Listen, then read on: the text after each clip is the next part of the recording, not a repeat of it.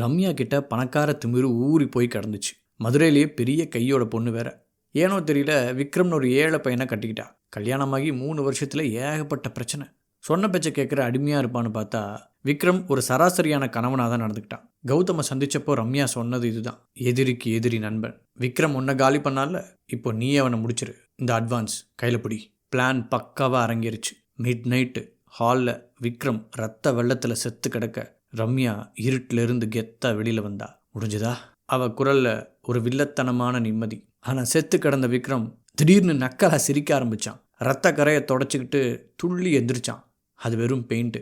ரம்யா, என் எதிரியை வச்சே என்னை போட பார்த்தியே, அங்கேயே நீ தோத்துட்ட அப்படின்னு விக்ரம் ஏளனமாக சிரித்தான். கௌதம் என்கிட்ட முன்னாடியே வந்துட்டான். நீ கொடுத்ததை விட 2 மடங்கு அதிகமாக காசு கொடுத்து உன் பிளானை புஸ்வானமாக்க சொல்லிட்டேன். அவன் இப்போ என் ஆள். கௌதம் கையில் கத்தியோட அமைதியாக நின்னான். விக்ரம் ரம்யா கிட்ட வந்து, உன் சொத்து அதிகாரம் எல்லாம் இனிமேல் என் கையில், நீ நேராக ஜெயிலுக்கு அப்படின்னு சொல்லிட்டு இருக்கும்போதே ரம்யா குறுக்க மறிச்சா. கௌதம் கண்ணை நேராக பார்த்து சொன்னான், கௌதம், இவன் உனக்கு என்ன கொடுத்தானோ அதை விட 20 மடங்கு 20x காசு அடுத்த 5 நிமிஷத்தில் உன் அக்கௌண்ட்டில் ஏறும்.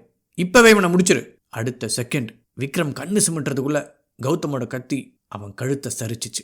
ஒரு சொட்டு ரத்தம் கூட வீணாகாமல் விக்ரம் நிஜமாவே செத்து சரிஞ்சான். கௌதம் சட்டையை சரி பண்ணிக்கிட்டு ரம்யாவை பார்த்தான். பணம் முக்கியம்தான் ரம்யா, ஆனால் அந்த 20x டீலிங் இருக்கே, அது எனக்கு ரொம்ப பிடிச்சிருக்கு. ரம்யா முகத்தில் அப்படி ஒரு சந்தோஷம். குட் ஜாப் கௌதம், சொன்ன மாதிரியே 20 மடங்கு காசு உன் அக்கௌண்ட்டுக்கு வந்துடும் அப்படின்னு சொல்லிட்டு நக்கலாக சிரிச்சுக்கிட்டே காரில் ஏறி உட்காந்தா. கௌதம் ரத்தக்கரையை தொடச்சிட்டு அவகிட்ட வந்தான். மேடம், சொன்ன மாதிரியே முடிச்சிட்டேன், இப்போது அந்த 20x காசை அனுப்புங்க அப்படின்னு சொன்னான். ரம்யா ஃபோன் எடுத்து ஏதோ பண்ணிவிட்டு, செக் பண்ணிக்கோ கௌதம், அனுப்பிட்டேன் அப்படின்னா. கௌதம் ஃபோனுக்கு மெசேஜ் வந்துச்சு. ஆனால் அவன் முகம் அப்படியே மாறிடுச்சு. என்ன மேடம் இது, வெறும் 20 ரூபா வந்திருக்கு அப்படின்னு அதிர்ச்சியாக கேட்டான். ரம்யா காரை ஸ்டார்ட் பண்ணிக்கிட்டு நக்கலாக சிரிச்சா. விக்ரம் உனக்கு என்ன கொடுத்தானோ அதை விட 20 மடங்குன்னு தான் நான் சொன்னேன். அவன் உனக்கு 1 ரூபா கூட கொடுத்துருக்க மாட்டான்னு எனக்கு நல்லா தெரியும் கௌதம். ஏன்னா அவன் ஒரு பிச்சைக்காரன். அதான் 1 ரூபாய்க்கு 20 மடங்கு 20 ரூபா போட்டு விட்டேன். போய் டீ குடிச்சிக்கோ.